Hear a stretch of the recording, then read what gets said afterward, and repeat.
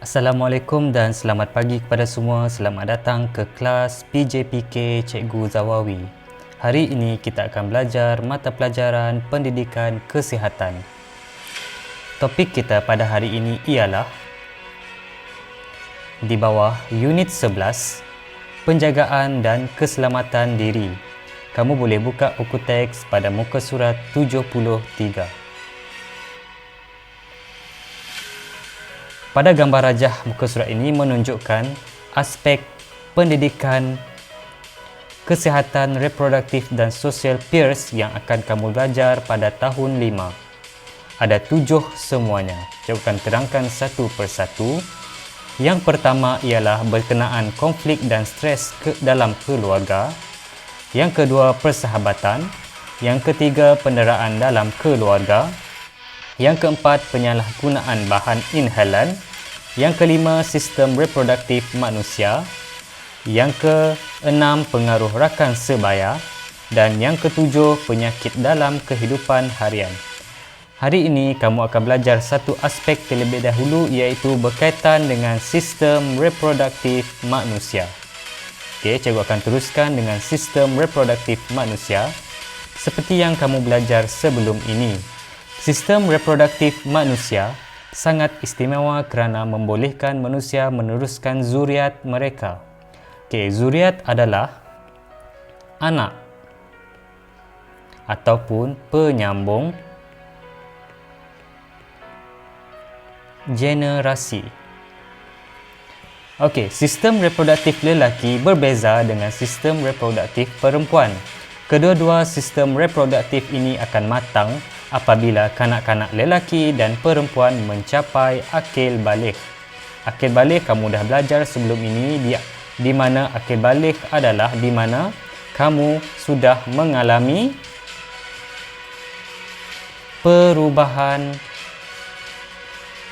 fizikal seperti payudara semakin membesar, badan semakin membidang dan lain-lain. Okey, kita akan tengok sistem reproduktif lelaki terlebih dahulu. Ini adalah sistem reproduktif lelaki. Kita tengok kedudukan sistem reproduktif lelaki. Okey, ini adalah kedudukan bagi zakar. Ini adalah kedudukan bagi testis dan ini adalah kedudukan bagi skrotum. Okey, kita tengok pula sistem reproduktif perempuan. Okey, ini adalah kedudukan bagi ovari. Dan ini adalah kedudukan bagi uterus. Ini adalah kedudukan bagi faraj. Dan ini adalah kedudukan bagi tube fallopian. Itu adalah sistem reproduktif bagi lelaki dan perempuan yang kita belajar sebelum ini. Pada hari ini kita akan tengok topik yang baru, iaitu berkenaan tentang proses kejadian manusia. Hari ini kita akan tengok proses kejadian manusia. Okey, sistem reproduktif lelaki dan sistem reproduktif perempuan adalah topik berkenaan dengan proses kejadian manusia. Kita akan tengok lelaki dan perempuan, kita akan tengok struktur untuk proses kejadian manusia. Okey, yang pertama di mana lelaki dan perempuan akan berkahwin.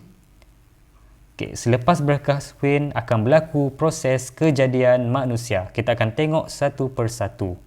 Okey, yang pertama ialah di mana persenyawaan akan berlaku. Persenyawaan berlaku apabila sperma disalurkan ke dalam faraj dan bersatu ke dalam ovum. Okey, sperma. Di manakah sperma akan berlaku? Sperma akan berlaku di testis. Di kawasan ini. Okey. Sperma akan berlaku di situ, di mana sperma akan disalurkan ke dalam faraj dan bersatu di dalam ovum. Cikgu akan tunjuk semula. Okey, sperma akan berada di sini untuk berlaku proses kejadian manusia. Okey, seterusnya kita akan tengok dalam bentuk gambar rajah. Okey, ini adalah sperma. Okey. Sperma adalah berbentuk seperti berudu.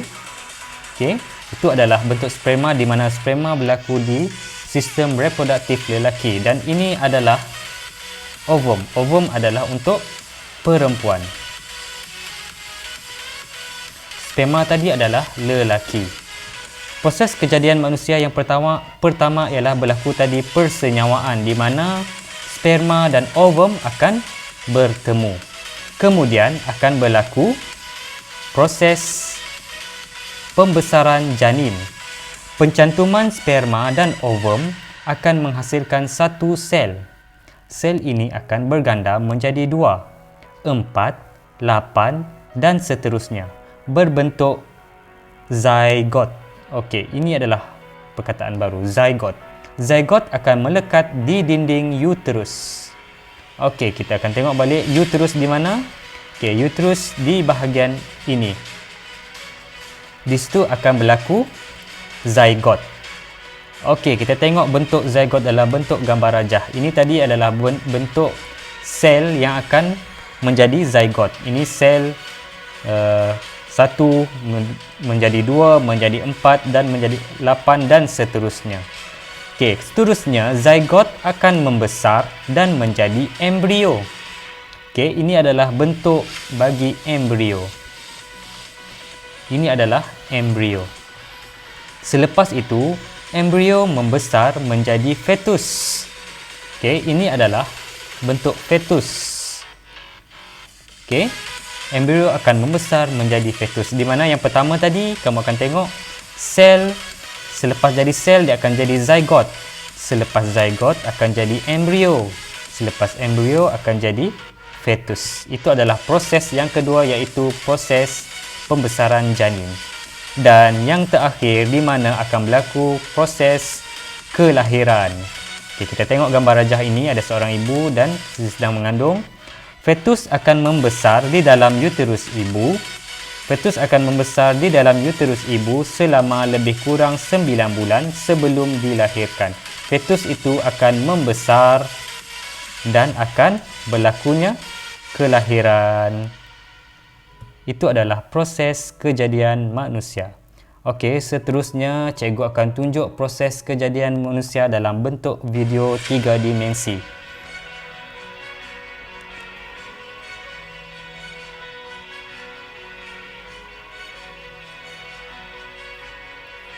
Okey, kamu akan tengok proses kejadian manusia dalam bentuk 3 dimensi.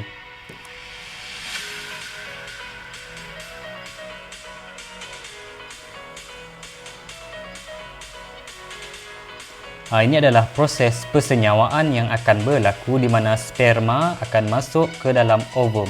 Sperma tadi adalah di sistem reproduktif lelaki dan ovum adalah di sistem reproduktif perempuan. Sperma ada banyak, tapi yang akan masuk ke dalam ovum adalah satu sahaja.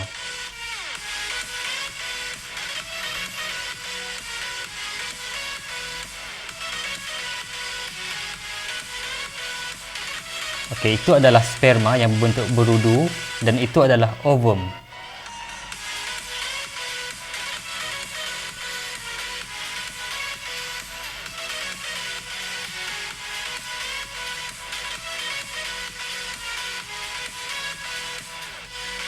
Sperma akan masuk ke dalam ovum dan kemudian akan berlaku proses persenyawaan dan proses pembesaran janin yang cikgu terangkan tadi.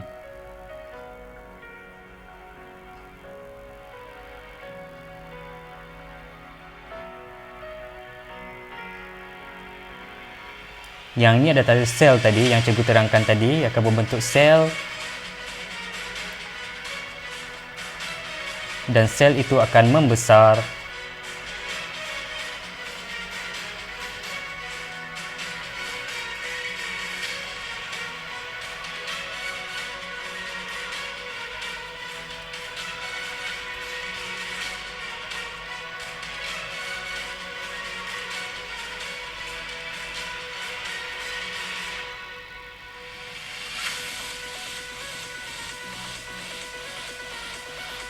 Sel itu akan berbentuk menjadi 2, 4, 8 dan seterusnya.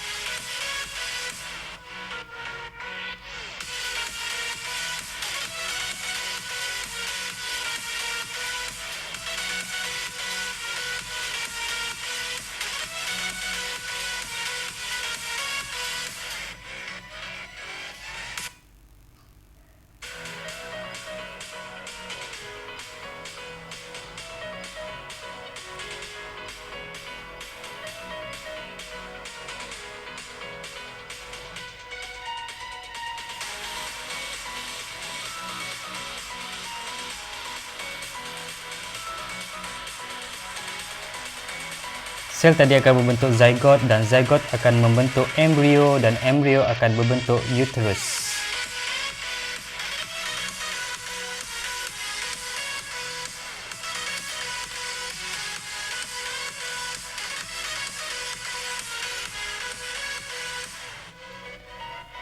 Sel-sel tadi akan berbentuk menjadi zygote dan kemudian akan menjadi embrio dan kemudian akan membesar menjadi fetus.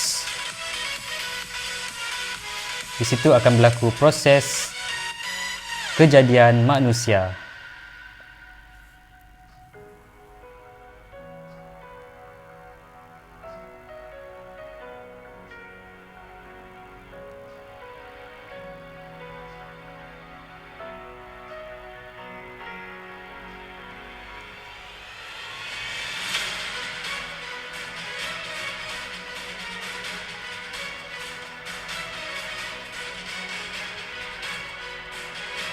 Proses kejadian manusia akan berlaku di mana dimulai dengan proses persenyawaan antara lelaki dan perempuan yang cikgu terangkan tadi.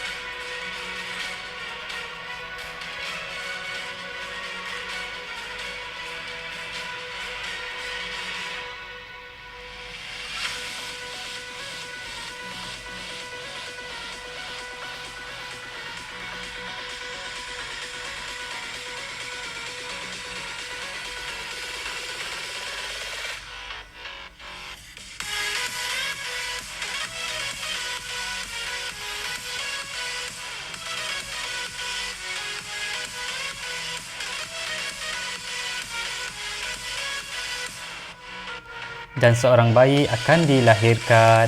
Itu adalah proses kejadian manusia yang kita belajar pada hari ini. Cikgu ulang semula. Okey, proses persenyawaan dari sistem reproduktif lelaki dan perempuan tadi akan menghasilkan persenyawaan, dimulai dengan perkahwinan, akan berlaku persenyawaan, kemudian proses pembesaran janin dan seterusnya akan berlaku kelahiran. Okey, sekian, terima kasih atas kelas pada hari ini. Jumpa lagi pada pembelajaran yang akan datang. Sekian, terima kasih.